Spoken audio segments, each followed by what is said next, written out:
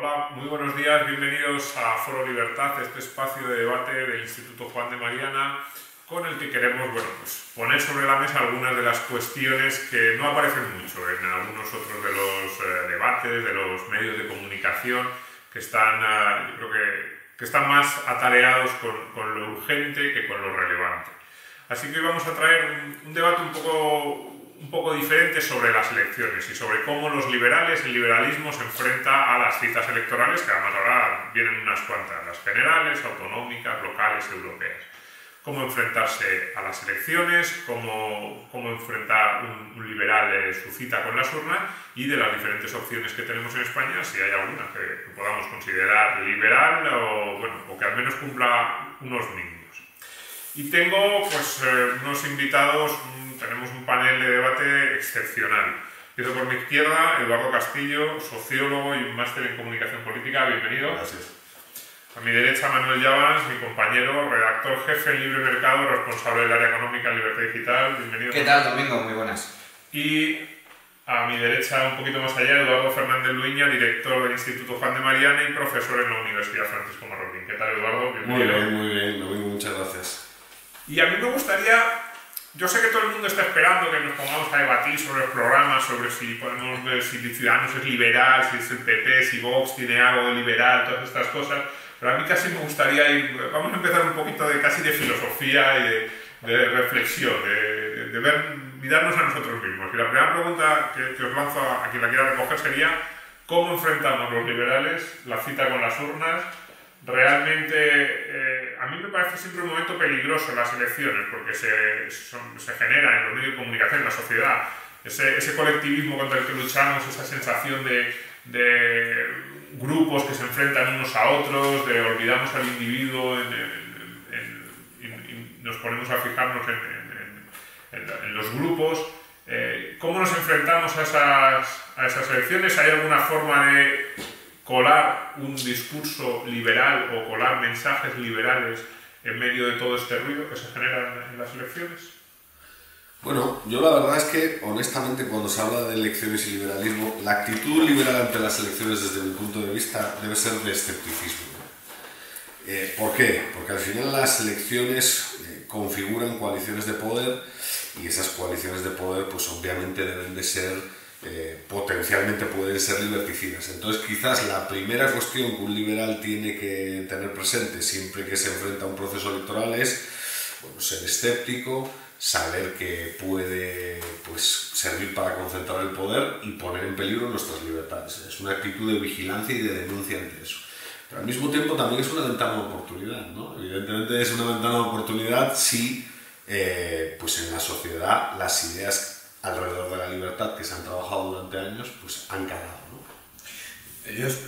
Yo creo que efectivamente es un momento de riesgo y de oportunidad. Riesgo porque creo que la campaña electoral y el momento de las elecciones es el periodo de tiempo dentro del ciclo de gobierno, del mandato de 4 años al que estamos sometidos, en el cual el populismo se visualiza de forma más clara y más evidente. Con las campañas electorales, los partidos políticos intentan atraer el voto y eso hace que muchos partidos políticos caigan en el populismo más abyecto, en medidas de todo tipo, con el único fin de intentar cautivar al votante, de intentar incluso comprar votos, y por lo tanto se exacerba el riesgo a que se pongan en marcha o se planteen cuestiones ciertamente peligrosas para la libertad de los individuos y para el desarrollo económico. Pero por otro lado, como digo, también es una oportunidad en el sentido de que al menos se abren debates, existe la oportunidad también de poder rebatir ese tipo de ideas populistas y al mismo tiempo, a la hora de votar, pues digamos que el voto no es tanto a favor de, sino en contra de, al menos en muchas de las elecciones sucede así, ¿no? Es un voto contra, de tal forma que el votante tiende a racionalizar de alguna forma el riesgo que puede suponer determinados gobiernos, determinados partidos políticos, y vota en contra de un determinado gobierno, lo cual puede acabar como resultado en el hecho de que un gobierno que es nefasto para un país pueda perder el poder. Entonces, desde ese punto de vista, también es hay que verlo como una ventana de oportunidad. Ahora bien, en estas elecciones a las que nos enfrentamos ahora, yo creo que son especialmente relevantes, básicamente por dos razones. Porque nunca ha estado, o hace tiempo que la sociedad española no está tan polarizada como en estos momentos, en donde vemos dos bloques claramente enfrentados. Y en segundo lugar, porque creo que nunca antes se ha llegado a un grado de populismo como el actual. Creo que el actual gobierno de Pedro Sánchez constituye un riesgo para la democracia española y un riesgo para el conjunto de derechos y libertades fundamentales por el nivel de populismo que está ejerciendo, porque yo creo que está haciendo un uso maniqueo de las instituciones políticas como pocas veces se ha visto en este país en época democrática. El hecho de que haya usado, de que esté utilizando las instituciones no desde el punto de vista del gobierno, sino desde el punto de vista del partido, por ejemplo, cuando presentó su programa electoral arropado por banderas de la Unión Europea, arropado por las banderas de España, como haciendo no un discurso de líder político o de candidato a la presidencia, sino presentando el programa de un partido político desde el estrado y desde la posición del presidente del gobierno. Eso constituye confundir el Estado con el partido. A mí me recuerda mucho a El Estado soy yo, de los reyes absolutistas, ¿no? Y yo creo que Pedro Sánchez está en esa dinámica que creo que es ciertamente preocupante. Por lo tanto, el riesgo que siempre conlleva en la convocatoria electoral, que es el exacerbar el populismo que está presente en todos los partidos políticos, en este caso, en esta campaña electoral y en manos del Partido Socialista, es todavía mucho más evidente. Bueno, ya habiendo visto esto, yo desde siempre he mantenido ese escepticismo respecto a la convocatoria electoral. Y efectivamente concuerdo con el hecho de que cada nueva convocatoria es una oportunidad para los líderes de los partidos en este entorno del mercado que describía Schumpeter, de la maximización de la oferta para también tratar de capitalizar la mayor cantidad de votos posibles. En este sentido, para mí, es un riesgo muy alto, específicamente por esto que señalaban mis contertulios. Se aumenta la oferta populista, se maneja un discurso polarizador que incrementa, y sobre todo a raíz de esta lógica discursiva que caracteriza y que es la esencia del populismo del o contra mí, o conmigo contra mí, arriba abajo, élite pueblo, que ya empezó a entrar en la política de forma fuerte con la aparición de Podemos, pero que esta vez está alcanzando niveles ya de casi oferta desesperada por morder los votos restantes para así tratar de capitalizar una mayoría que parece que no será evidente, una mayoría que al menos desde el punto de vista de las encuestas, y hoy obviamente hay que tomarlas con pinzas y con mucho cuidado, no van a dejar un escenario claro. Yo creo que España en este momento se está europeizando, y a qué me refiero yo con europeizando. Pasamos de este bipartidismo imperfecto, multipartidismo muy competitivo, en el que unos pocos votos pueden marcar diferencias importantes. Obviamente, en este caso, el sistema electoral va a jugar un papel importante en provincias intermedias y pequeñas, pero cuando hablamos ya de cómo el liberalismo puede afrontar una convocatoria electoral, yo creo que en cuanto al escepticismo no siento que tenga más que aportar que ese llamado a siempre estar con cuidado. Decía, creo que era Mark Twain, que las libertades nunca estaban garantizadas mientras el gobierno estuviera en sesión, ya que en cualquier momento puede venir una nueva ley liberticida. Pero sí que creo que es una oportunidad, porque hay algo que yo siento que los liberales hasta cierto punto no hemos aprovechado, y que algunos sondeos, y el CIS antes de convertirse en el CIS Tesanos, lo mostraba muy claramente, y era que aunque no tuvieran una claridad ideológica y una claridad conceptual, alrededor de un 11 o 12% de los españoles se autodefinían como liberales. Y este porcentaje es un dato que no es baladí, porque estamos hablando de un porcentaje muy importante de personas que, sin conocer a profundidad la idea, sin conocer a profundidad el concepto, puede ser efectivamente que se autodeterminen como liberales por el hecho de que les parece, mira, yo estoy de acuerdo con que, no sé, la gente sea libre, ¿sabes? Una definición simplista. Pero que una persona, o que al menos el 11% de los españoles constantemente durante años se estuvieran autodefiniendo como liberales, es un dato que no es de menospreciar. Entonces, cuando hablamos de qué oportunidades tenemos, yo creo que claro, que la lucha del liberalismo siempre se tiene que hacer en el debate, en el terreno de las ideas y en el de la propuesta, especialmente porque nosotros solemos movernos en un tema que nos incomoda. Nuestro espacio más natural hasta cierto punto es el de la investigación, el de los centros de pensamiento, el de las investigaciones, de la academia propiamente hablando. Y en la política, como nos sentimos en esa arena movediza que es el discurso populista, porque además considero que no hay democracia sin un ápice de discurso populista, yo creo que eso nos dificulta un poco el desempeño. El panorama para mí es hasta cierto punto preocupante, en concreto porque venimos de un gobierno que surge a raíz de una moción de censura en donde cuenta con el apoyo de partidos que son, muchos de ellos, sumamente liberticidas en áreas generales. No hablo ya de lo específico porque uno y otro pueden tener diferencias en cuanto a qué área vamos a censurar, qué área vamos a controlar, qué espacio vamos a darle más al Estado y menos a la ciudadanía o a los individuos.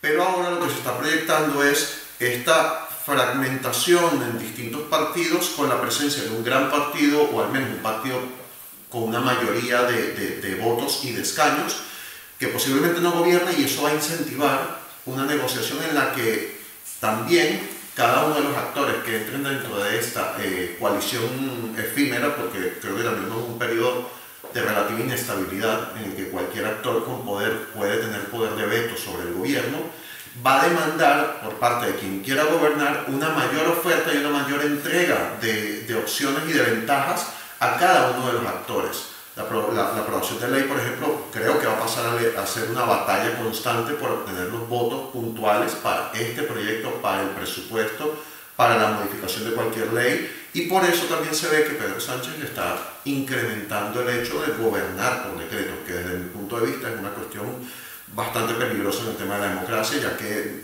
el presidente o el ejecutivo no debería tener la capacidad de abrogarse facultades que se supone que son competencia prácticamente exclusiva del Poder Legislativo. Habéis hablado varias veces de escepticismo, que yo también es una palabra que me gusta para esta situación, para la actitud que debería tomar muchos liberales. Yo creo que es además la que tomamos muchos ante las urnas, ante los partidos. El problema es, ese escepticismo puede traducirse en falta, en desmovilización, no sé si incluso debería ser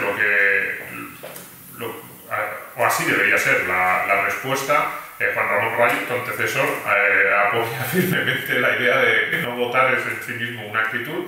Lo que ocurre es que, claro, si nadie va a votar, probablemente las opciones que salgan sean las más liberticidas, porque no se ponen sobre la mesa. Entonces, todos sabemos, luego hablaremos de algunos de los nuevos libros de teoría política, de Kaplan, del mito del voto anteracional, que al final el voto de cada uno de nosotros no tiene ninguna relevancia, pero sí que es lo que decía antes, ¿no? El voto de cada uno de nosotros no tiene ninguna relevancia, pero si todos pensamos lo mismo, pues las opciones que ganan son las más liberticidas, porque aquellos que apoyamos la libertad nos quedamos en casa. Entonces, ¿qué mensaje lanzaríais vosotros a las personas que nos están viendo? Levántate el día 28 de abril, te merece la pena, vete a la playa si se hace buen tiempo. Yo la verdad es que claro, tengo sentimientos encontrados con esto. Yo sí voto, pero al mismo tiempo entiendo al que no vota. Claro, yo también. Entiendo al que no vota y entiendo el argumento del que no vota, ¿no? Claro, no quiere ser partícipe. Cuando se habla de escepticismo, muchas veces la actitud liberal tiene que ser escéptica porque en cierto sentido está condenada a la frustración. O sea, uno sabe que va a votar para evitar un mal mayor.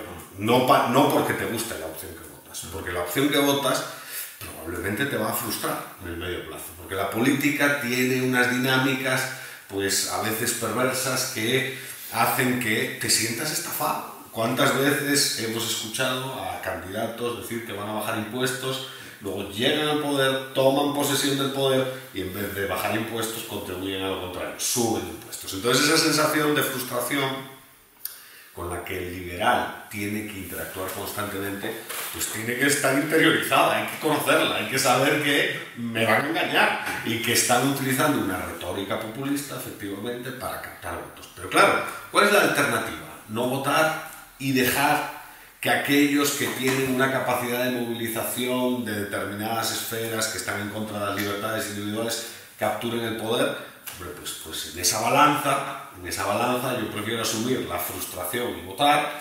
que entregarles directamente, que pavimentar el camino para que los liberticidas ganen, porque guste o no vivimos en un Estado, guste o no ese Estado toma decisiones y el cómo ese Estado toma decisiones es muy relevante. Algo muy preocupante que ha dicho Eduardo y que es importante es vivimos en un contexto de alta fragmentación. Eso no debería ser malo. Si un liberal cuando ve mucha división del poder no debería de asustarse. Pero claro, esa alta fragmentación está mezclada con polarización, eso ya debería empezar a preocuparnos, y con un ejecutivo que toma decisiones al margen del legislativo y pues en cierto sentido erosionando el poco respeto a la división de poderes que ya hay en el sistema. Entonces esas dos variables habría que intentar corregirlas. ¿Se pueden corregir a través del voto? Yo creo que parcialmente, sí, parcialmente, no totalmente. Entonces, siendo consciente de las limitaciones que tiene la participación de cada individuo para proteger su estructura de libertades con el voto, yo animaría a todos a votar. Porque en el fondo los liberticidas sí se van a movilizar. Es que ese es el problema. Aquellos que defienden ideas antiindividualistas, colectivistas, en cierto sentido que van contra nuestra estructura de derechos y libertades, esos parece que sí están elevando su capacidad de movilización. Entonces sí van a participar. ¿Queremos frenar a esos de alguna manera? Hombre, pues sí, yo quiero proteger la propiedad privada, yo quiero que se respete mi estructura de derechos y libertades, yo quiero proteger la vida. Bueno, pues hay que tener... El mal instrumento que tenemos es el voto, pues utilicémoslo. No es, la gente dice que es costoso votar.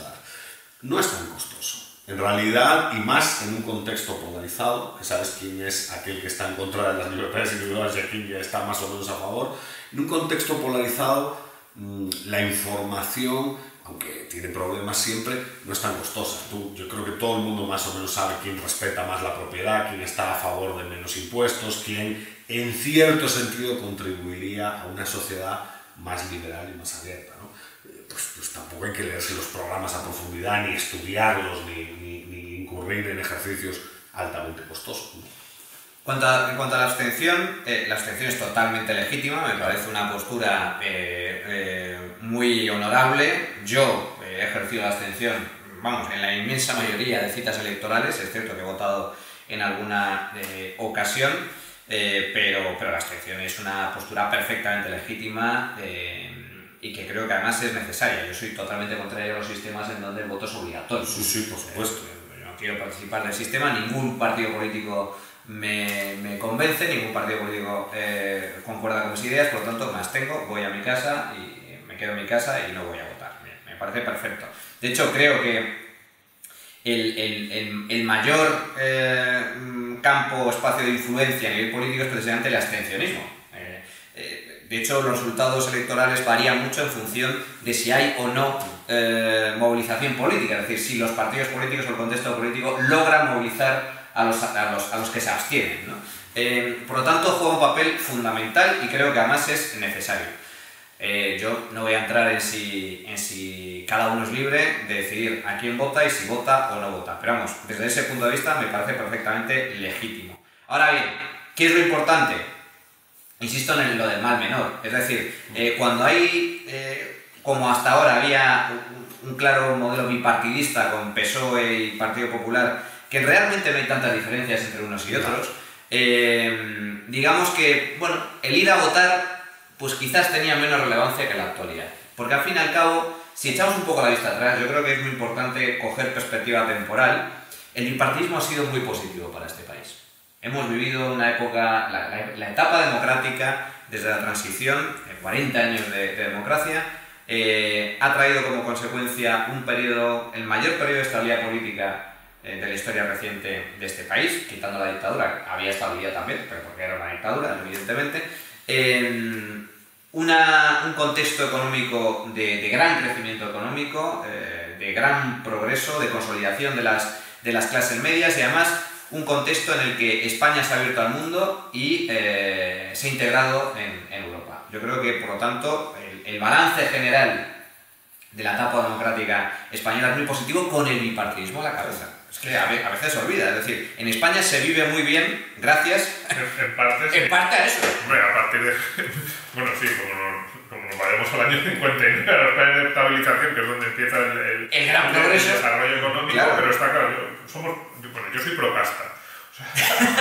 Sí, ¿no? A mí ese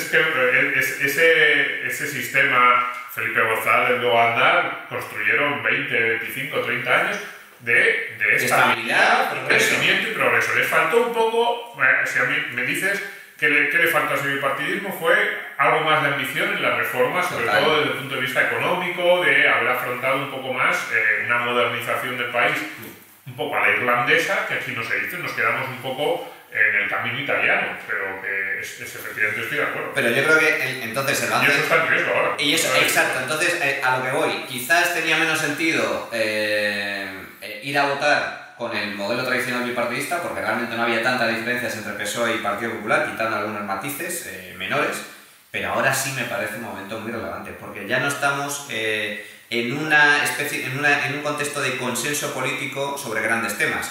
Antes nadie ponía en duda el sistema democrático, antes nadie ponía en duda la monarquía parlamentaria, antes nadie ponía en duda el capitalismo, en mayor o menor grado. El PSOE renunció, con Felipe González, al marxismo, renunció en sus estatutos fundacionales.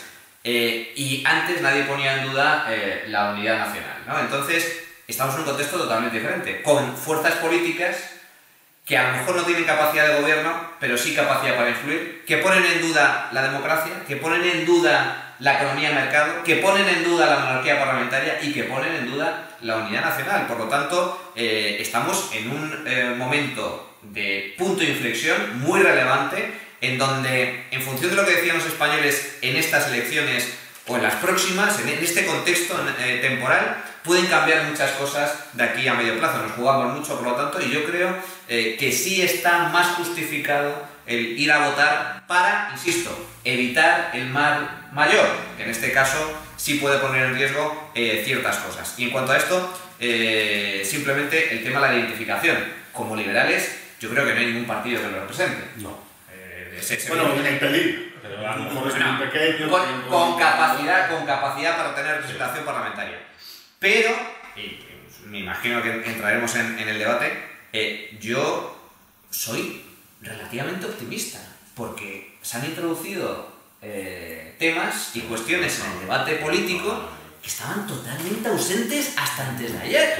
Y que son ideas, yo no hablo de partidos políticos liberales, porque ningún partido político es liberal. Pero sí hablo de ideas profundamente liberales en el actual contexto político español que antes no existían. Y a mí me parece, oye, que es un factor que es digno de destacar y digno de aplaudir, porque sinceramente estábamos inmersos en un contexto político de total socialdemocracia, tanto PP como el Partido Socialista, y ahora, aunque no hay partidos liberales, sí hay ideas liberales encima de la mesa, y eso me parece muy positivo. Sí, yo retomo ese aspecto. El hecho de esta fragmentación además permite que a nivel local hayan oportunidades políticas para liderazgos que se identifican con ideas más liberales. No quiere decir esto que efectivamente va a surgir una fuerza política, un partido político con mucho peso nacional, pero sí que la tendencia que había en la que muchos que se denominan liberales entraban dentro de los partidos y las organizaciones políticas,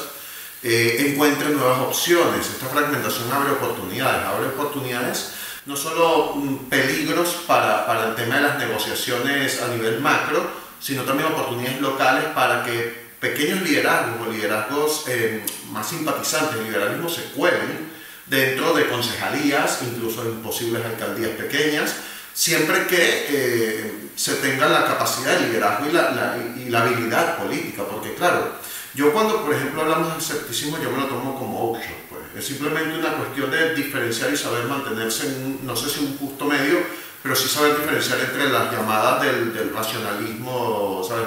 La ética del racionalismo de vamos a modificar y creemos en que el gobierno puede construir una sociedad, y la otra que es el escepticismo sano de desconfiar del poder total, porque claro, desconfiar del poder en general es muy complicado, sobre todo cuando haces el análisis de lo que es el poder realmente. Pero yo sí creo y comparto el optimismo de esa ventana de oportunidades que se abrió. Por eso mi actitud, aunque no puedo votar en España, es de invocar el llamado, ¿sabes? Tratar de motivar a la gente, porque ahora tu voto puede, en cuanto a grupo, no individualmente por supuesto, sino en cuanto al grupo, contribuir a marcar una diferencia importante. Y el hecho de que esta fragmentación hace que los grupos sociales o estas categorías que se han construido para diferenciar a la gente y poder abordar algunas de sus particularidades, llamar a votar, atraerlos, hace que quienes simpaticen con las ideas liberales, con políticas liberales, con decisiones liberales, se convierta en un grupo un poco más llamativo, más apetitoso para los políticos. Más apetitoso para los políticos porque una cuestión de 300.000 votos puede marcar la diferencia entre obtener 5 diputados más. Y esos 300.000 votos, que probablemente sean muchos más a nivel de España, yo creo y quiero creer que somos muchísimo más los que nos identificamos con las ideas liberales, terminamos siendo un grupo, un colectivo en ese sentido que difuminado, bastante difuso en algunas áreas, pero un colectivo al final que se puede identificar con cierta etiqueta, se convierte en un público apetitoso para los candidatos y los partidos. Entonces esa apertura discursiva, esa apertura a las ideas, esa apertura a posibles reformas, que efectivamente antes estaba vetado, porque es que además la gente sentía que no hacía falta, la gente sentía que no hacía falta porque el país marchaba bien, la percepción era que la situación estaba mejorando, evidentemente se venía de la posguerra, de la situación de carestía, las reformas que se hicieron finales de los 50 y durante todo el proceso de desarrollo español del siglo XX, garantizaron ese nivel, ese incremento en nivel de renta, ese incremento en el bienestar, esa diferencia además que vemos entre las personas muy mayores, los que vivieron la posguerra o incluso la guerra, y las generaciones jóvenes es muy llamativa. Cómo perciben la situación, cómo perciben ideas tan básicas como el ahorro, por ejemplo. Cómo afronta a una persona que vivió el periodo de la posguerra el hecho del manejo de los recursos y le crea una cierta disposición a estar abierto a unas ideas y a entender cómo tiene que operar el gobierno con el dinero de todos, en dado caso de los impuestos. Entonces, ¿qué pasa? Mi preocupación es más el hecho de que nosotros no solemos implicarnos mucho en el trabajo político. Y yo creo que esto es esencial. De hecho, mi llamado no es solo a votar, sino a quien tenga cierta vocación a involucrarse propiamente en la política. ¿Y por qué lo digo? Porque, claro, nosotros tenemos una gran capacidad y generalmente cuando vamos a la batalla argumentativa se puede triunfar. Pero la persuasión argumentativa no alcanza a las mayorías sociales. Mucha gente vota por simpatía, porque le agrada, porque es guapo, porque es guapa, o porque simplemente en la hora de un debate termina imponiendo su voz. Entonces, yo creo que hace falta una pedagogía política con la sociedad, que ya se hace desde muchos espacios, pero yo creo que necesita un último empujón en el apartado de la acción política propiamente cotidiana. O sea, yo entiendo que no todo el mundo tiene la voluntad, no todo el mundo tiene la vocación, o no todo el mundo tiene la capacidad, porque también hay diferencias en ello, pero sí, siempre que puedo, y hablo con personas que tienen esas inquietudes, les invito a participar políticamente. Y esto no quiere decir que milites en un partido político, quiere decir que hagas lo que diríamos una andragogia general con las personas adultas en tu hogar, en el trabajo, con tus amigos, que son espacios en los que en concreto el español además se siente cómodo hablando de política. No implica que vayas a una tertulia, no implica que vayas a la radio a hablar, pero sí que en aquellas oportunidades que tengas facilites ese intercambio de ideas, porque además pareciera extraño que no obtengamos o que en la sociedad no haya una mayor representación de nuestras ideas, porque en realidad cuando vas a lo cotidiano, muchas de esas ideas son bienvenidas por la población. Muchas se encuentran con reticencias y reservas por parte de las personas que además están más afincadas en sus ideas y en su ideario o en su tradición política. Es decir, yo siempre voto a este partido, no voy a cambiar, estoy cómodo, Pero cuando abres el debate y lo planteas desde un punto de vista incluso escéptico, de desconfianza contra el poder, no la búsqueda de su eliminación, porque también es un poco utópico, pero cuando lo planteas como una idea de discusión y de apertura del debate político, de intercambiar opiniones, se encuentra con que hay opciones para persuadir, para seducir al votante. Yo hablo generalmente de persuasión porque generalmente también la seducción es un poco más engañosa, pero la persuasión está ahí, solo que muchas veces no nos tomamos el esfuerzo de llevarlo a la praxis política. Entonces somos como ajenos a esa praxis que implica que la política ocupe mayores espacios, y generalmente nos enfocamos a conversar en espacios que son mucho más familiares para nosotros. Bueno, estoy de acuerdo, así que este vídeo, primer paso, para ampliar el debate político, sí, escepticismo. Yo diría, desde mi punto de vista, ¿no?, que yo también animaría a la gente a que vaya a votar, pero que vaya a votar sabiendo que lo que van a votar, o sea, que no... Tú decías que nos va a decepcionar. A mí no me decepciona porque no espero nada de ellos. O sea, quiero decir, mi actitud es más esa, ¿no? Más que a mí siempre me ha parecido curioso la gente que va a votar con la camiseta del equipo de fútbol y creyéndose que alguno de los partidos que hay que le van a cambiar la vida o algo así. Es como, no. De hecho, me parece uno de los principios liberales. Cuidado, no. Aquí los que cambian la sociedad son los individuos, los gobiernos. Lo que pueden hacer como mucho es intentar molestar lo menos. Sí, molestar lo menos posible, por eso el mal menor, y sobre todo esta divinización de los candidatos, de los partidos es peligrosísima. Yo he vivido en mi vida un mitin político y es que, bueno, nunca le he visto la gracia, pero además es que ahora mismo, en los últimos años, es que hasta lo rechazo, esa imagen de la... Sí, muy mesiánico. Ese punto mesiánico de los colectivos ahí,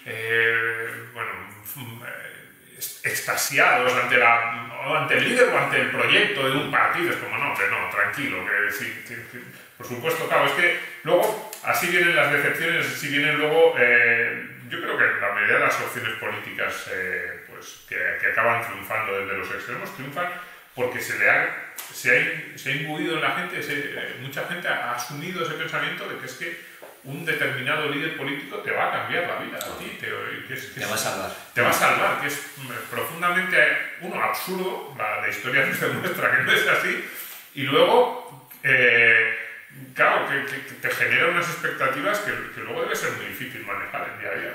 Pero bueno, esto sí que es mi escepticismo absoluto.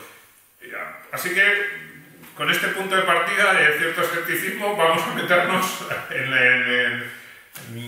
el análisis de la situación política actual en España. Vamos un poquito a la práctica. ¿Cómo veis vosotros estas elecciones? Vamos a centrarnos sobre todo en las generales, aunque yo creo que el hecho de que haya luego autonómicas también puede, la suma de los resultados de generales y autonómicas, probablemente en esa división de poderes que decías tú, Eduardo, probablemente lo que vamos a ver es un país con muchísima más fragmentación política. Pero ¿cómo veis estas próximas elecciones generales? Y no hablo de encuestas, sino esa sensación que hay, que va a ser muy difícil que haya una mayoría clara, y las diferentes opciones políticas que se nos plantean. Por una parte, la izquierda, desde Podemos, luego el PSOE, que yo creo que durante años sí que ha habido personas de un cierto liberalismo que podían sentir acomodo en el PSOE. Yo creo que alrededor del grupo, decías tú antes, Felipe González, en el PSOE, lo primero que hace es nombrar al ministro de Economía, Miguel Boyer, quizás el mejor ministro de Economía que hemos tenido. Hace reformas en profundidad. Hizo reformas en profundidad. Luego alrededor, incluso con la llegada de Zapatero, en la parte económica, probablemente no tanto en el resto del partido, pero en la parte económica, alrededor del grupo de David Taboas, Jordi Sevilla. En la primera etapa. En la primera etapa de Zapatero había ahí un cierto, alguna facción del PSOE que tenía algunas cosas interesantes, y luego parece que eso ya directamente se ha salido completamente del partido. Y ahora tenemos, luchando por el voto liberal, porque todos ellos se denominan liberales. Es verdad, sí, nos da la risa, pero es así, ellos se denominan, no es cosa nuestra. Claro, ellos se ponen la etiqueta. Estamos Ciudadanos, que ellos son los más liberales, el PP, que también ahora con Pablo Casado dicen que van a recuperar el liberal conservadurismo, y Vox, que aunque se le sitúa desde los medios de comunicación en una extrema derecha, que yo creo que es injusta, yo creo que ahora mismo Vox no está en la caricatura que están haciendo los medios de comunicación, ellos sí que se reivindican, sobre todo en el plano económico, liberales y reivindican a muchas de las figuras que podemos reivindicar. Pues digo, figuras políticas, pues probablemente Vox se sentiría muy cómodo reivindicando a Margaret Thatcher, a Ronald Reagan. ¿Vosotros cómo veis este panorama? ¿Os creéis estos llamados al liberalismo por parte de los partidos del centro-derecha?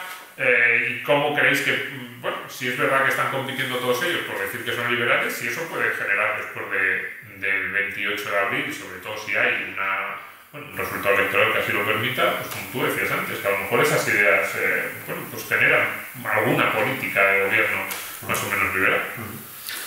Se dijo antes en la mesa, ¿no? Al final, después de muchos años, porque claro, uno cuando echa la mirada atrás, nosotros estábamos en la universidad, y cuando uno miraba la universidad en el año 2000, 2001, y convocaba para eventos liberales, pues llegaban 8 personas, ¿no? Quiero decir, el liberalismo, a través de think tanks, a través de distintas conferencias, a través de asociaciones de estudiantes, a través de internet, ha ido ganando espacios que un poco pues justifican la cifra que das en el abogado, ¿no? De un 10% de manera, pues a lo mejor quizás un ortodoxo así de manual diría el 90% de esos que se declaran liberales no lo son, pero no hay que verlo así, hay que ver el vaso medio lleno. Al final, ese 10%, si está a favor de respetar, pues en términos clásicos, ¿no? La vida, la libertad y la propiedad del vecino, yo sí creo que es liberal. Y el punto es que ese liberalismo que ha ido progresivamente ganando pequeños espacios en la sociedad, parece que poco a poco está filtrando ya a los partidos, ¿no? Yo sí estoy de acuerdo que en los 3 programas de aquellos que se dicen en mayor o menor medida liberales, hay medidas liberales. ¿Comparto todo el programa de esos 3 partidos? Evidentemente no. Evidentemente no. Saldré probablemente frustrado si alguno de ellos o los 3 llegan a gobernar en coalición. Pues probablemente sí, porque con algunas medidas me herirán. A lo mejor han prometido pues una reforma fiscal brutal y la coyuntura impide que no pueda ser tan brutal, y eso pues a un liberal le va a decepcionar. Pero el punto es que yo creo que hay 3 formaciones que han abierto parcialmente sus puertas a ideas liberales en mayor o menor medida, que eso se traduce en una serie de propuestas en el ámbito económico que le pueden cambiar la cara a este país, y que evidentemente pues justifica más o menos el apoyo a estas organizaciones. O sea, yo toda aquella organización que respete la propiedad privada y que a raíz de la propiedad privada respete la vida y la libertad de los individuos, va a contar con mi apoyo, porque para mí eso es la esencia de la libertad. Eso y el respeto a los contratos entre individuos sin que se metan los burócratas de por medio. Si eso está o forma parte de la narrativa de los partidos, sea el partido que sea, para mí es bueno. Y si vamos hacia eso, y si ese discurso va ganando espacio en la sociedad, pues yo creo que vamos por el buen camino, ¿no? ¿Cuál es el problema? Que quizás eso, al tensar un poco la cuerda, porque sí es verdad que las medidas liberales, digamos, de doctrina, de ortodoxia liberal, a mucha gente les puede parecer que tensa la cuerda, eso a lo mejor contribuye a una polarización, y por eso yo considero que hay que participar, porque en el fondo los otros también van a los colectivistas que no creen en eso, que no creen en la propiedad privada como un derecho sagrado, que para mí sí es algo sagrado, el respeto a la propiedad. Bueno, pues los que no creen en eso van a tensar la cuerda también proponiendo medidas muy liberticidas que yo creo que se están viendo, y eso es lo que hace que haya 2 grandes bloques, ¿no? Los 2 grandes bloques muchas veces están identificados por la cuestión nacional, como decía Manuel, y por otro lado por la cuestión vinculada a la economía y el respeto a la propiedad privada y a una agenda pues más liberal, ¿no? Pero mi visión es optimista. Manuel lo decía también. Yo soy optimista también, comparto el optimismo. Nunca en la historia de este país tantas organizaciones políticas han jugado con la narrativa liberal y han hecho propuestas liberales de manera tan continua a la sociedad. Otra cosa es ver cómo la sociedad la recibe, Pero nunca en la historia democrática de este país la palabra liberal ha ganado tanto espacio en el discurso público, y eso puede ser bueno. En cuanto a la fragmentación política, algunos lo ven de forma negativa o peligrosa. Tiene un lado bueno la fragmentación política. Llevamos literalmente 3 años con distintos gobiernos, Mariano Rajoy y Pedro Sánchez, con las manos atadas. Claro. Y fantástico. O sea, es decir, tenemos un gobierno que en muchas cosas no puede gobernar. Oye, claro. El año 2016, que hubo que repetir elecciones, que no había... Estuvimos un año con un gobierno en funciones. Fue un año fantástico, desde el punto de vista... Fue uno de los años donde hubo menor promulgación de leyes, menor legislación, menor volumen de legislación. Hay que recordar que en España se publican del orden de 1 millón de páginas en los boletines oficiales del Estado en materia regulatoria. El año 2016 esa cifra cayó de forma drástica, porque había un gobierno en funciones y por lo tanto no podía legislar. Bien, fantástico, fantástico. El hecho de que haya fragmentación tiene su lado bueno, y el lado bueno es que ata la capacidad legislativa y la capacidad ejecutiva del gobierno. ¿Dónde veo el riesgo? El riesgo no lo veo tanto en la fragmentación como en la existencia de alternativas políticas que cuestionan principios básicos como la democracia, como la economía de mercado. Me estoy refiriendo al populismo extrema izquierda, representado, como no, por Podemos y sus partidos satélite, que van directamente contra los principios que tú comentabas, Eduardo, de libertad de contratos, propiedad privada y vida. No solo eso, yo creo que van directamente... O sea, pues a mí me gustaría que centrásemos demasiado el debate en la economía. A veces parece que el liberalismo se centra mucho en la economía. Yo creo que esos partidos de extrema izquierda ponen en cuestión la separación de poderes. Totalmente. Y no es la extrema izquierda, o sea, lo que está haciendo Pedro Sánchez, claro, lo que está haciendo Pedro Sánchez en los últimos meses es claramente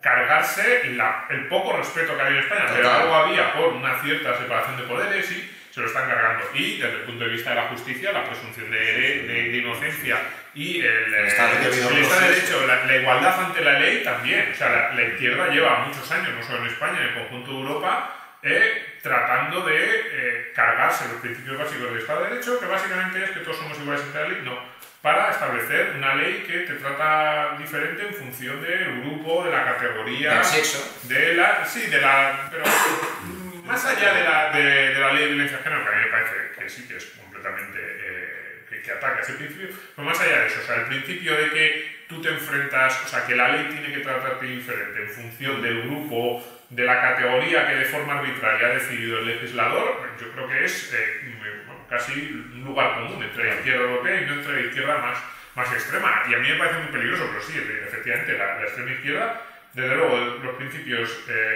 los que decís, derecho de propiedad, libertad de contratos, pero más allá de eso, separación de poderes y sí, es un peligro. Es que, por eso digo que para mí el peligro no radica tanto en la fragmentación. Algunos lo ponen como la fragmentación política. No, la fragmentación política no tiene por qué ser mala. El problema son las alternativas que defienden algunos partidos que son totalmente contrarias a la civilización, al desarrollo y a la moral y a los principios básicos y derechos básicos del individuo. Es decir, Podemos es un partido profundamente liberticida. Es decir, que quiere destruir la democracia, quiere destruir derechos y libertades fundamentales, y desde ese punto de vista supone un peligro. ¿Qué pasa? Ahí nos encontramos con un peligro, hablando del contexto actual, nos encontramos con un peligro añadido, que tenemos al frente del gobierno y del Partido Socialista, que es una estructura muy potente, que forma parte del tradicional bipartidismo que ha gobernado en España, a un personaje, como es el señor Pedro Sánchez, que le da exactamente igual pactar medidas liberticidas con tal de mantener el poder. Es decir, para mí el gran riesgo es que el PSOE, que hasta ahora formaba parte del sistema y estaba en ese consenso amplio de defensa de la democracia, defensa de las instituciones, defensa de la economía de mercado más o menos intervenida, pero economía de mercado, capitalismo y no marxismo, y respeto a derechos y libertades fundamentales, ha cambiado.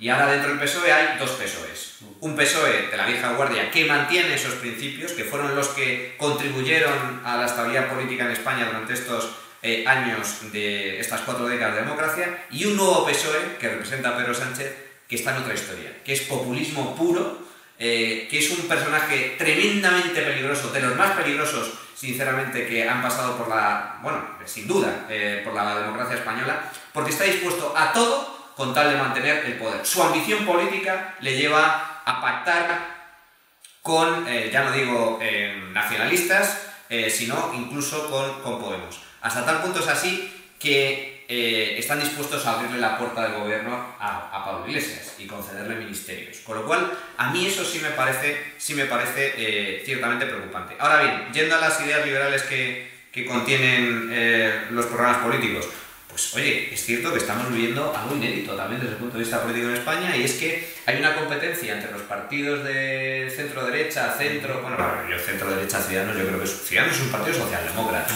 tradicional, socialismo razonable. Lo que debería ser el PSOE. Lo que debería ser el Partido Socialista, exacto. Entonces, Ciudadanos no es un partido liberal, no es un partido de derecha ni nada por el estilo, no es un partido conservador, es un partido de socialdemocracia moderna, socialdemocracia razonable. Pero se intentan arrogarse la etiqueta liberal, lo cual me parece, bueno, pues no es exacto, no es correcto, pero bueno, sí es un síntoma de que el liberalismo está cobrando fuerza a nivel político. En el Partido Popular, Pablo Casado me parece que es un candidato de firmes convicciones a nivel liberal también, y creo que el Partido Popular está también en esa línea defendiendo ideas ciertamente positivas en algunos campos. Y en el caso de Vox, pues también es cierto que ha introducido materias, sobre todo desde el punto de vista económico, que se pueden considerar totalmente liberales. Por ejemplo, habla de liberalizar por completo el urbanismo, liberalizar el suelo, de verdad, es decir, que se pueda construir en todo el suelo que existe en España, quitando el suelo protegido por cuestiones medioambientales. Habla de rebajar de forma sustancial los impuestos, habla de retocar cosas importantes en el estado del bienestar, como el cheque escolar a nivel educativo, el cheque sanitario a nivel de sanidad, como el sistema de capitalización en materia de pensiones. Oye, a ver, llevamos muchos años algunos insistiendo en la necesidad de abrir estos debates. Hay un partido político que está abriendo estos debates, me parece ciertamente positivo. Y ya para acabar, al igual, creo, igual me equivoco, no sé si estaréis de acuerdo conmigo, pero al igual que creo que Vox, que tiene ciertos aspectos liberales desde el punto de vista económico, pero a nivel político es un partido nacionalista, es nacionalismo español, conservador. Creo que el auge que se está produciendo en Vox es la consecuencia de la contrarreacción al nacionalismo separatista, secesionista en Cataluña. Al mismo tiempo, el hecho de que estemos viviendo un periodo brillante y optimista y esperanzador en materia liberal, con la propuesta con la presentación y el lanzamiento de este tipo de propuestas liberales, creo sinceramente que es una contrarreacción al colectivismo liberticida que representa Podemos. Y pongo un ejemplo. Cuando el español medio escucha que un partido político como Podemos, como Pablo Iglesias, habla de legalizar la ocupación de pisos, es decir, o de expropiar pisos, es decir, que usted me va a quitar mi propiedad, mi vivienda, después de años de trabajo, después de años de esfuerzo, después de años de ahorro. Oiga, yo eso no lo quiero. Se genera un caldo cultivo idóneo para que surja una fuerza política y proponga justo lo contrario. Es decir, ¿cómo? ¿Él está a favor de la ocupación y de expropiar tu vivienda? Yo estoy a favor de expulsar a los ocupas de forma muy rápida y muy sencilla. Yo estoy a favor de la propiedad privada. Bien, yo creo que es también contrarreacción al colectivismo. Sí, de hecho, cuando hablamos del tema de los partidos, generalmente yo siento que, por ejemplo, estos partidos que se asocian con la derecha política española viven este complejo del Dr. Jekyll y Mr. Hyde, porque para mí, por ejemplo, Ciudadanos y el Partido Popular tienen esa dicotomía, es como tienen un alma partida en dos.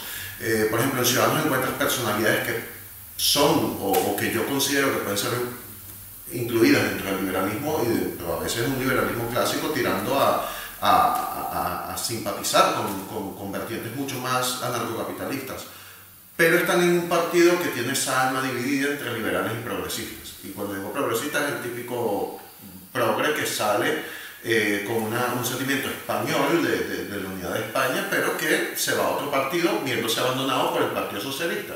Lo mismo que pasó con UPyD, esta división que se da en el Partido Socialista de Euskadi, que se divide a raíz de que Rosa Díez se da cuenta de lo que está pasando en esas negociaciones con el independentismo. Entonces, ¿qué sucede? Para mí, tanto Ciudadanos, mucho más Ciudadanos que el Partido Popular, sobre todo a raíz de esta transformación que está tratando de llevar adelante Pablo Casado, está viviéndose en esa dicotomía de, por un momento soy Dr. Jekyll liberal y de repente por temas, no sé si de interés electoral o simplemente porque efectivamente el partido tiene ese espíritu, propuestas liberticidas. Esto yo lo veo en los dos principales partidos de lo que sería el llamado bloque de las derechas en España.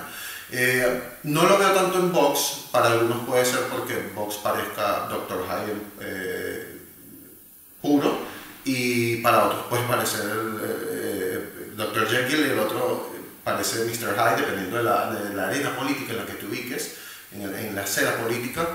Pero sí creo que Vox, siento que el tratamiento que se ve es injusto, porque a mí se me asemeja más a un partido conservador típico, un partido conservador que en cualquier democracia sana tiene su espacio para participar políticamente, con el que puedes estar a favor. Claro, es un conservadurismo muy propio de esta reforma del conservadurismo thatcheriano de los 80, mucho más proclive a la apertura de mercado, al capitalismo más liberal, pero sí manteniendo ciertas áreas de su discurso, de sus propuestas y de su ideología, porque es que a fin de cuentas también tiene que acabarse eso de que de la hegemonía del discurso progresista, de que si no piensas como yo eres, o te asocias con los típicos clichés, facho, fascista y demás, que es una herramienta permanente. Es como el neoliberalismo en América Latina, todos son neoliberales si no están de acuerdo con el populismo, básicamente.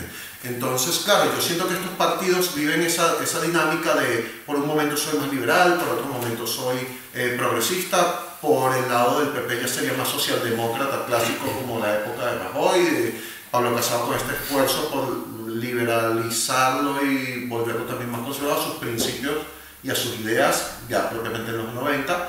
Yo siento que eso no se da tanto en Vox, porque es un partido para mí claramente conservador, con ideología económica, con aspectos económicos bastante liberales.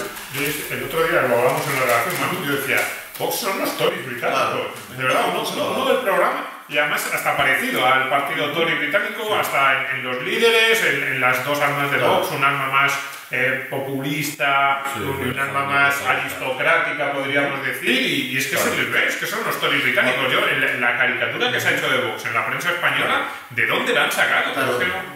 Yo lo que entiendo de eso, evidentemente, es que si hay algo en lo que ha sido muy efectivo a la izquierda es en monopolizar y constituir una especie de hegemonía en la academia, en los medios de comunicación, vamos, en el sistema general porque ellos leyeron a Gramsci, les gustó, lo asimilaron, lo compraron completamente y se dieron cuenta que efectivamente quien controla los medios de reproducción de conciencia, controla en general el apartado político. Esta de la infraestructura económica, la estructura económica como determinante de los hechos sociales, la fueron abandonando hasta cierto punto y se fueron enfocando a la academia, a los medios de comunicación. Porque a fin de cuentas quien genera el lenguaje o quien maneja el lenguaje también le construye el mundo a la gente.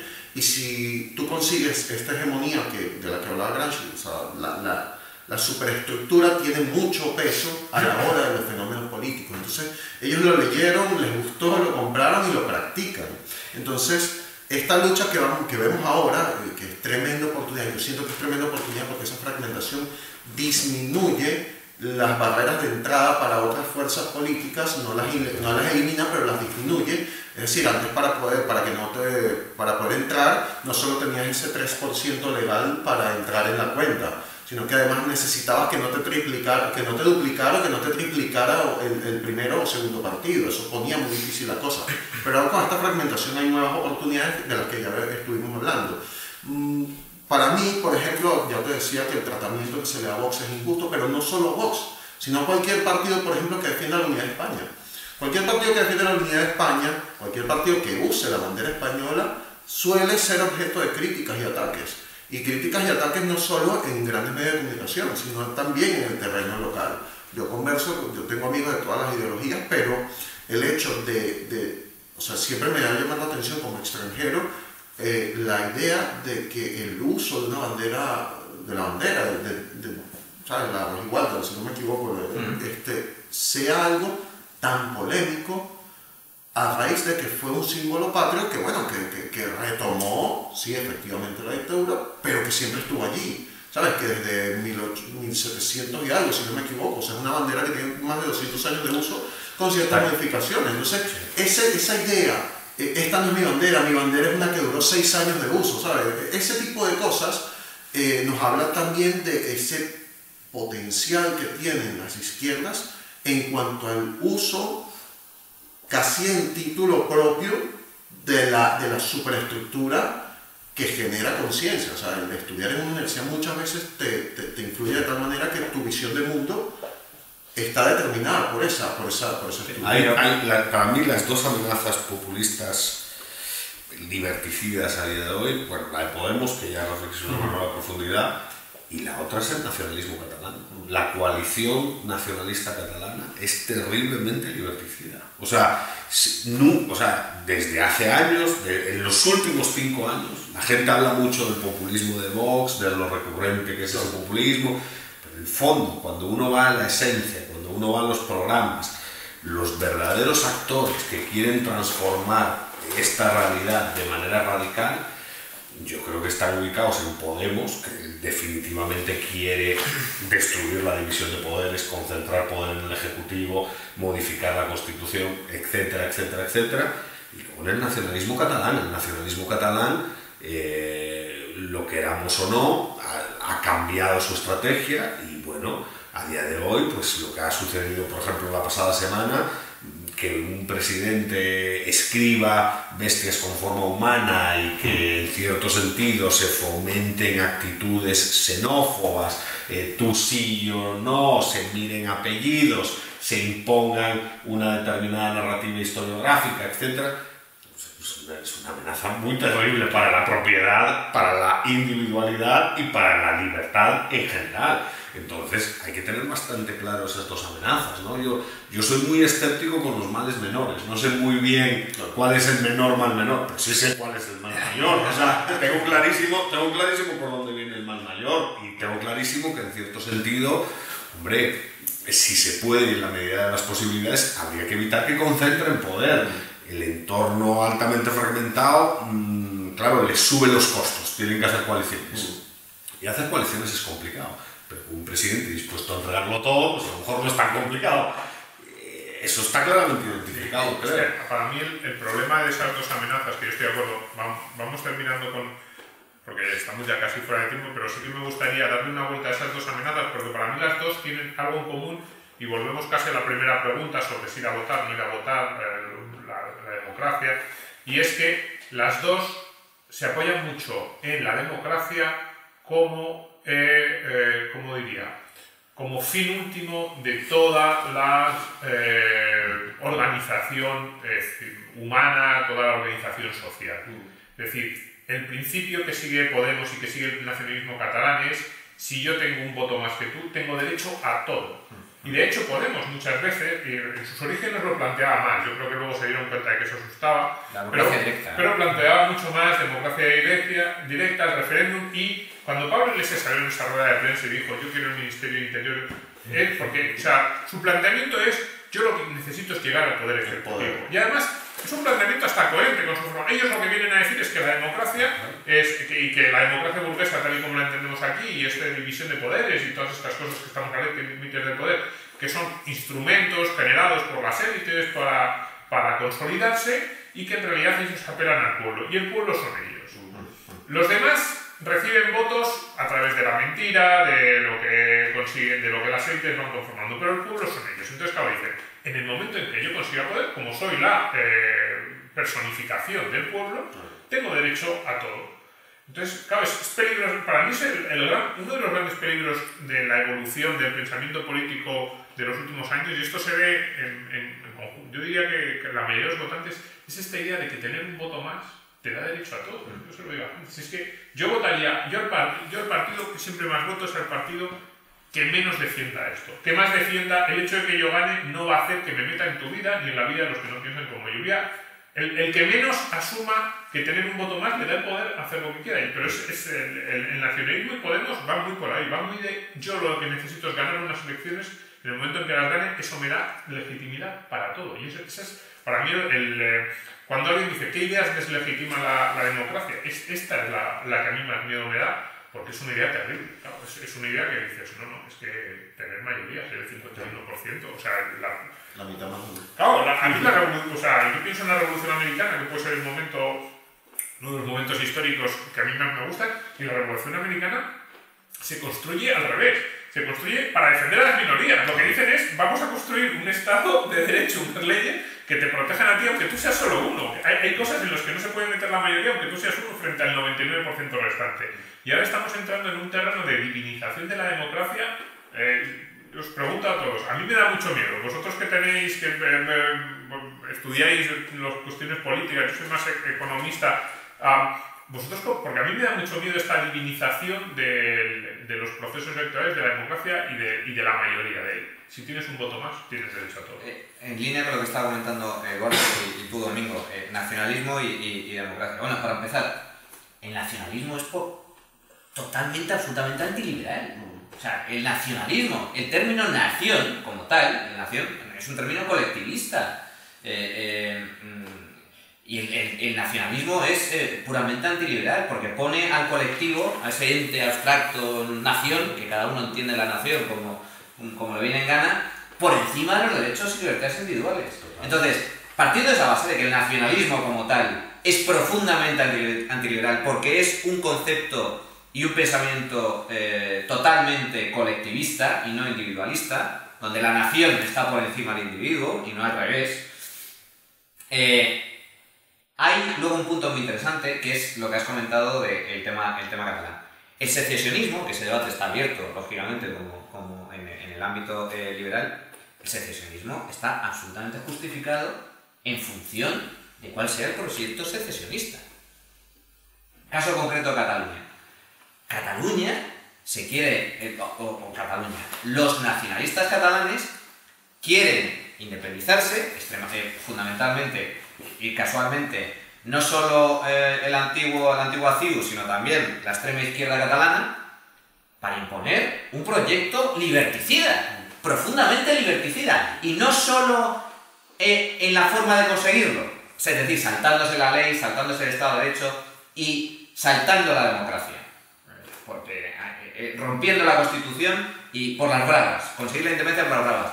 No, sino que el fin mismo de la República Catalana es profundamente liberticida. Oye, no sé si alguno de vosotros ha leído el borrador de Constitución catalana que querían poner en marcha con la República, una vez que se consiga la independencia.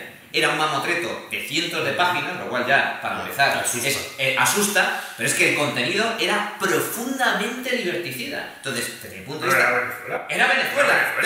O sea, usted se quiere... Esto nos venden algunos economistas de estos liberales, nacionalistas, nos dicen que Cataluña va a ser la Holanda del sur de Europa. ¿Pero qué dices? ¿Tú has visto Junqueras? ¿Más tú qué te crees? ¿Que Oriol Junqueras era el primer presidente de la Cataluña y la CUP ahí mandando en el gobierno? Eso es Venezuela. Vamos, es con suerte Grecia y lo normal es Venezuela. Eso es lo que estamos diciendo.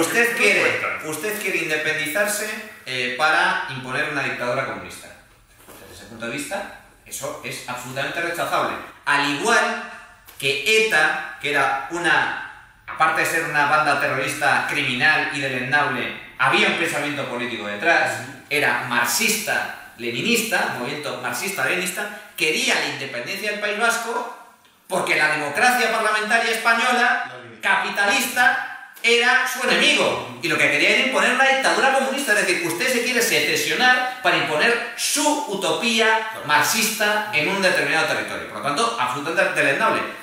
Y sin embargo, la Revolución Americana, como bien ha explicado Domingo, es un movimiento secesionista contra el absolutismo, contra el antiguo régimen, a favor de las libertades, por lo tanto, totalmente justificado desde el punto de vista moral y desde el punto de vista político. Al igual que si hubiera un movimiento secesionista en Venezuela, para que un determinado territorio, una determinada comunidad se quisiera independizar de la tiranía bolivariana de Chávez y de Maduro, estaría lógicamente justificado desde todos los puntos de vista. Entonces, ¿el nacionalismo es un peligro? Sí, y el nacionalismo catalán es un peligro para las libertades, total y absolutamente. En cuanto al tema de la democracia,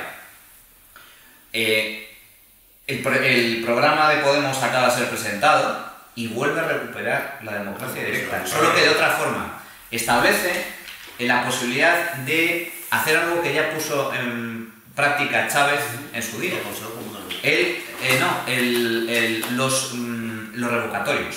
Vale. Los revocatorios. De tal forma que si el 15% del censo electoral logra, o sea, quiere derribar al gobierno, está capacitado para derribar al gobierno. Terrible. La democracia no es la dictadura de la mayoría. La democracia parlamentaria, la democracia basada en el Estado de Derecho, cuenta con límites, y son los límites que marcan las leyes y que marca la Constitución. La Constitución como marco de defensa de derechos y libertades fundamentales. De tal forma que la democracia mal entendida o pervertida, como pretende hacer Podemos y otros grupos de extrema izquierda y nacionalistas, desde luego es un peligro, porque lo que pretenden es que una mayoría pisotee derechos y libertades del resto de los ciudadanos. Y a mí eso me parece particularmente grave. Además, el revocatorio en Venezuela hemos visto que tiene una utilidad enorme. Porque para identificar al enemigo, para identificar al disidente. O sea, yo escuchaba una vez a Chávez y a Maduro decir, y encima existe esta herramienta de revocatorio, si el pueblo que quiere echar me podrá echar. Así lo estamos viendo ahora mismo, que es muy fácil echar a Maduro y que las mayorías, cuando llegan este tipo de partidos al poder... Yo ahí sí critico un poco a los liberales, porque hemos cedido el concepto de democracia. Total. No hemos peleado ese concepto. Total. El concepto de democracia, la gente lo entiende como el 50+1, lo cual es una distorsión absoluta de la semilla liberal original. O sea, la democracia liberal, que es la verdadera democracia, la funcional, la que hizo que el Reino Unido avanzase y para empezar, es un medio y no un fin. Estos lo venden como si fuese un fin en sí mismo. Solo por ser democrático es bueno per se. Eso es incorrecto. La democracia es un medio para tomar decisiones de manera pacífica entre personas que piensan de manera distinta, pero no significa que sea buena per se y que siempre acierte. Y luego la democracia liberal, claro, tiene en cuenta elementos republicanos, de filosofía republicana, independencia de la ley y separación de poderes, y respeto a la estructura de derechos y libertades individuales básicas. Es que están distorsionando la esencia de la democracia liberal. O sea, están confundiendo medio con fin y en el fondo están intoxicando el ambiente. Y ahí, como liberales, sí deberíamos hacer muchos esfuerzos de pedagogía, porque al final yo creo que la gente está muy en contra. El ciudadano común, claro que está en contra de que el 50+1 me imponga todo. Si uno se lo explica y le dice tiene que haber cierta limitación, el ciudadano de a pie, que es el ciudadano que más sentido común tiene y que sabe precisamente qué problemas hay que resolver y tal, ese probablemente lo entienda perfectamente y diga, claro, es que este sentido común, o sea, ¿cómo va a decidir la mayoría si me matan o no me matan? ¿Cómo va a decidir la mayoría si me expropian o no me expropian? ¿Cómo va a decidir la mayoría si puedo hacer con mi cuerpo lo que quiera que pueda hacer, si es mi propiedad? O sea, ese tipo de cuestiones, claro, alrededor del concepto de democracia deberíamos pelearlas más como liberales, ¿no? Sí, en ese tema, de hecho, justo iba a entrar en ese tema de lo que es la democracia, cómo la entendemos nosotros y cómo la entienden partidos como Podemos o cómo la entienden los nacionalpopulismos, porque claro, vemos a Podemos, pero no nos estamos fijando también y no lo hemos mencionado, en esta decisión de Podemos que representa Rejón, que hasta cierto punto es más astuto políticamente, porque está además tratando de rescatar el elemento español. Más peligroso. Dicen que además está más astuto. Sí, Entonces, Rejón va al peronismo. Claro, va más al peronismo. Es peronista. Entonces, claro, una vez que eso entra en el sistema político es un virus. Sí, es prácticamente imposible. Miren Argentina, pues, es una locura. Miren Venezuela, que bueno, yo les iba a comentar que iba a entrar con esa frase, yo vengo del futuro y no pinta del todo bien, pues, ¿sabes? Entonces, Lo que pasa es, claro, para ellos, tratando de ponerme también en sus zapatos, la democracia, esta democracia garantista de derechos, de respeto a las minorías, de propiedad como un derecho fundamental, es limitante, es un cascarón vacío además para ellos. Porque claro, como su lógica es populista, eso, si bien es un recurso discursivo, yo siento que también tiene unas implicaciones políticas de las decisiones que se terminan tomando. Al menos en América Latina suele tener unas decisiones políticas y yo creo que, aunque no lo hemos vivido todavía acá, sí creo que va a tener condicionantes que van a determinar cierta aplicación de políticas públicas. Pero esa visión de mundo en la que el pueblo es infalible, el pueblo es sagrado, el pueblo no se equivoca, yo he sido electo por el pueblo y como el pueblo no se equivoca y yo soy representante del pueblo, aunque la representación está mal, porque rechazan a la democracia representativa, pero a su vez se quieren convertir en voceros del pueblo. Entonces, en esa relación, si se quiere, maniquea con la presentación que se hace del pueblo, que efectivamente no somos todos, sino que son la parte que está conmigo y que defiende las mismas ideas que yo y me apoya y plantea el referéndum y demás, me permite a mí como líder caudillista, porque ese es otro elemento también típico del populismo, yo represento al pueblo y termina siendo el pueblo soy yo.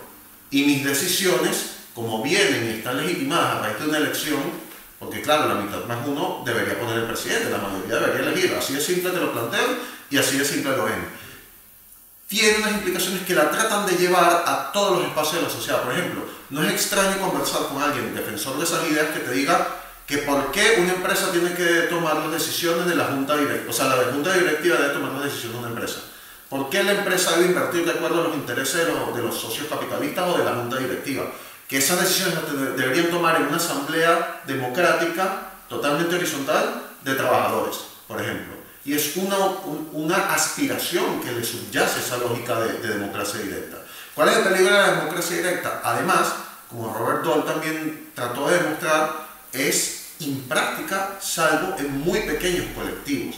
Porque un ejercicio ya mental, 30 personas reunidas para que todas participen, todas tengan derecho a expresar sus preferencias, se promueve el intercambio, son horas y horas y horas de participación, y más allá de los métodos nuevos que han salido, las aplicaciones y demás, sigue habiendo un problema de representación, sigue habiendo un problema de que hay opiniones que generan simpatía y que promueven que otras expresiones no se manifiesten. Hay negociaciones, hay lógicas de poder que fomentan otra vez la representatividad. O sea, casi a modo de la ley de hierro de la oligarquía, ¿sabes? La oligarquía se protege y Podemos, con un discurso antioligárquico, se convierte a su vez en una estructura oligárquica, en la que el jefe, el líder, el representante de la voluntad del pueblo, de un pueblo infalible, que manifiesta su vocación democrática, infalible como ya les he dicho, necesita mayor participación o mayores espacios de participación horizontal. Entonces, claro, te lleva una redimensión de todo el aparato político y del aparato del Estado para orientarlo a un Estado asambleísta en todos los niveles, donde quien sale favorecido es quien tiene el manejo de ese pueblo. Entonces, claro, lo quieren llevar a eso porque es un terreno donde ellos ganan, no porque sea una mejor democracia. Claro, en su lógica lo es. Pero no porque sea una mejor democracia, sino porque es la que más me conviene a mí. Este cascarón vacío que para ellos es esa camisa de fuerza en la que no pueden, por ejemplo, violentar o expropiar un canal de televisión privado, o cerrar el canal, o tomar el poder de una empresa, es sumamente incómoda para movimientos así. Eduardo, fíjate, el tema del lenguaje es fundamental. Podemos no habla de nacionalizar, habla de democratizar. Sí, sí. No hay que democratizar la economía. Claro. Democratizar la economía es colectivizarla. Claro. Es decir, es abolir la propiedad privada y que el Estado decida, es decir, los políticos, ellos particularmente, decidan absolutamente todo sobre tu vida y sobre tus bienes. Y el tema de la democracia, más allá de la democracia directa, que lo esconden como democracia directa, democracia asamblearia, estoy totalmente de acuerdo con el análisis que has hecho, pero yo iría un poco más allá. Es que ellos utilizan la democracia como excusa. Claro. ellos defienden la democracia popular. La democracia popular es lo que se instauró. Todas las repúblicas exsoviéticas eran democracias populares. La República de Corea es democracia popular. La República de Corea del Norte. Y China es democracia popular. Es decir, ¿qué es la democracia según Podemos? Es el comunismo. Sí. Democracia, según Podemos, es comunismo. Y comunismo es democracia. ¿Cuál es el problema? Como sucedió siempre a lo largo de la historia, que ellos se aprovechan, en lugar de la tradicional forma de llegar al poder defendida por los comunistas en el pasado, que era por la revolución, por la violencia, hay otra parte que dice no, hay que llegar por medios pacíficos mediante el convencimiento. ¿Cómo? Aprovechándonos del sistema. Es decir, por vías democráticas. ¿Cuál es el problema? Y de ahí que hayamos asistido a un punto de riesgo terrible, no en estas elecciones sino en las anteriores, cuando Podemos, o incluso en las anteriores, cuando Podemos tenía alguna posibilidad incluso de llegar al poder y ser Pablo Iglesias presidente del gobierno. Yo creo que ese escenario nunca llegó a materializarse, nunca fue factible, pero ese riesgo existió. ¿Cuál es el problema? Insisto, el problema es que ellos solo necesitan llegar al poder una vez.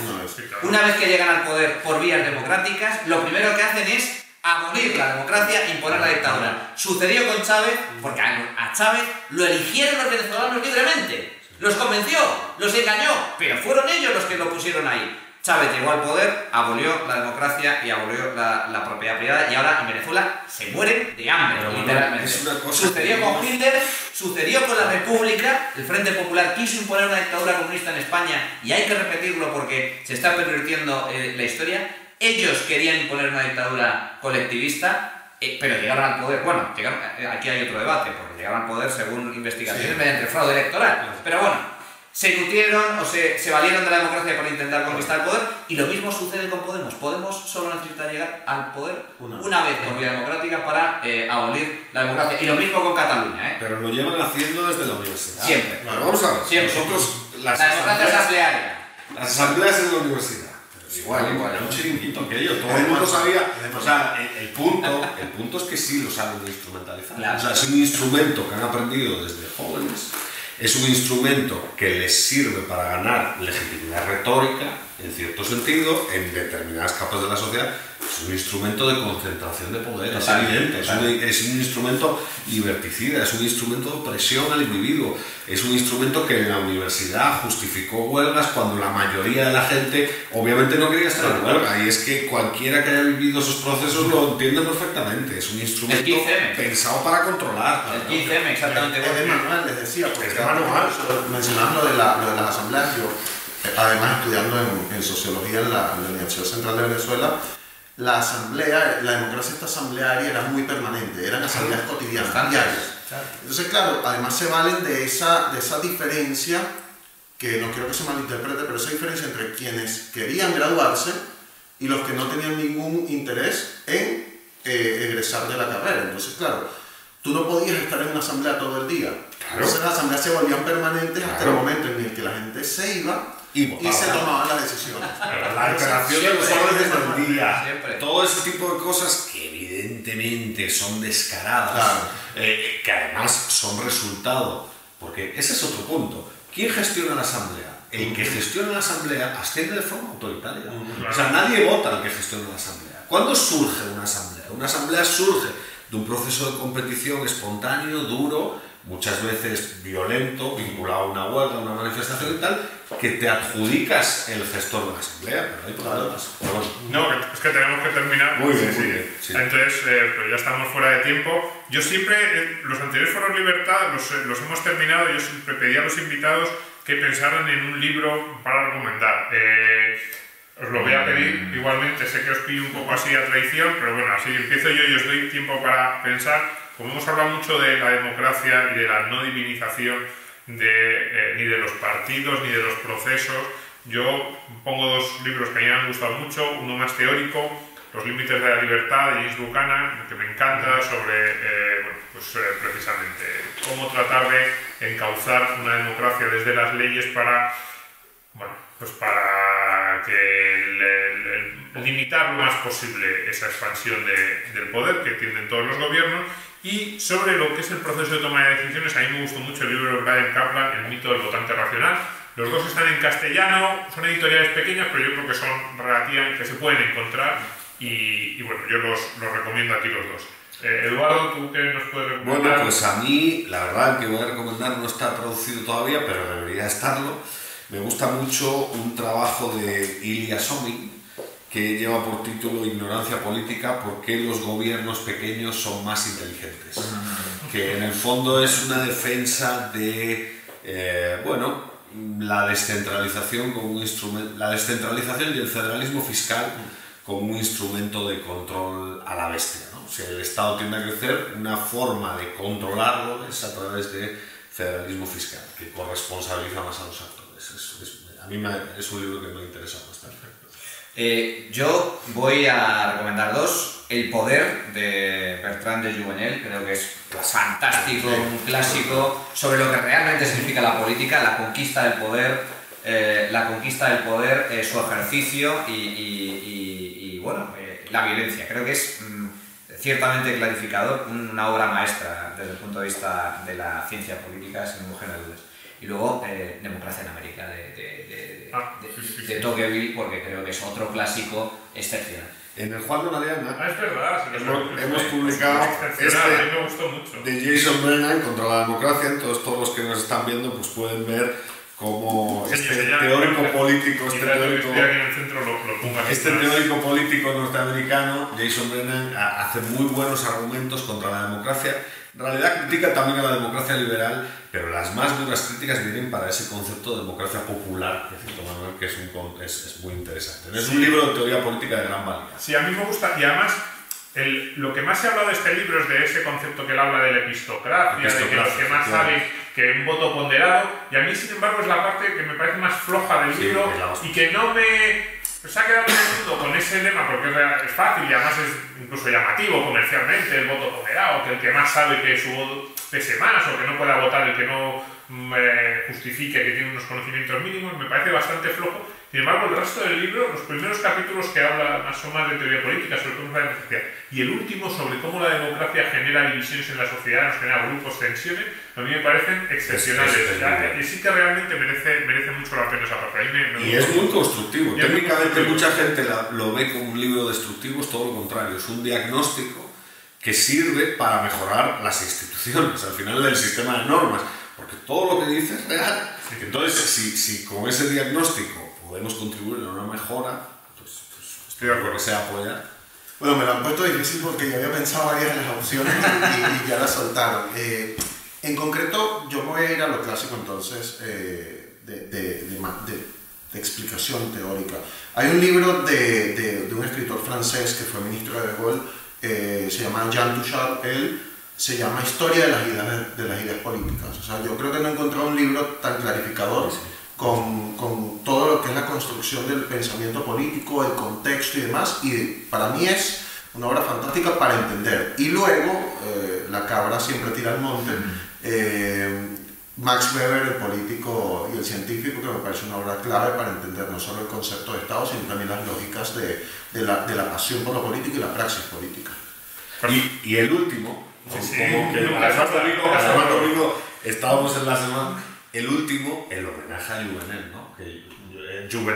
A de Yasset. Antonio de Yasset, que este año ha fallecido en enero de este año, y como homenaje, pues recomendar a todos la edición publicada por Alianza del Estado, la lógica del poder político, curada por el profesor Rodríguez Brown, que es otro libro muy potente alrededor del Estado. Sí, un libro un poco complicado, pero profundísimo. A mí es de los libros que me ha gustado leer. Es cierto, es uno de esos libros que a lo mejor dices, voy a leer 5 o 10 páginas cada día porque es un libro y es complicado en algunos, pero al mismo tiempo es un libro que te gratifica enormemente cuando lo lees. Yo se lo he recomendado e incluso se lo he regalado a algún amigo porque es que realmente tiene algunas ideas muy potentes y de las que no se leen tan habitualmente. Bueno, en realidad todas las que hemos planteado aquí no es fácil encontrar las ideas de Brennan, de Kaplan, del mito del votante. La verdad es que todas ellas son muy potentes. Pues nada, con estas recomendaciones les dejamos para acercarse a las urnas en estas próximas semanas